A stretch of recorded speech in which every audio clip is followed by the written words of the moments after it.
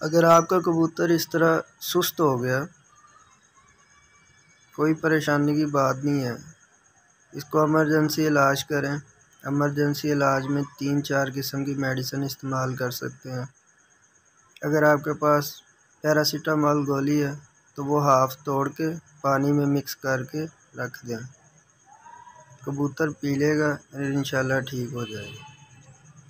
اگر پیراسیٹامول گولی نہیں ہے، کوئی مسئلہ نہیں، ایمرجنسی علاج کے لیے آپ یہ سیرپ پلا سکتے ہیں، پیناڈول۔ سیرپ کے 2 ڈھکن پانی میں مکس کر دیں 1 لیٹر پانی میں۔ فلیجل سیرپ پلا سکتے ہیں، اس کے بھی 2 ڈھکن آپ پانی میں مکس کر کے رکھ دیں، کبوتر خود ہی پیے گا۔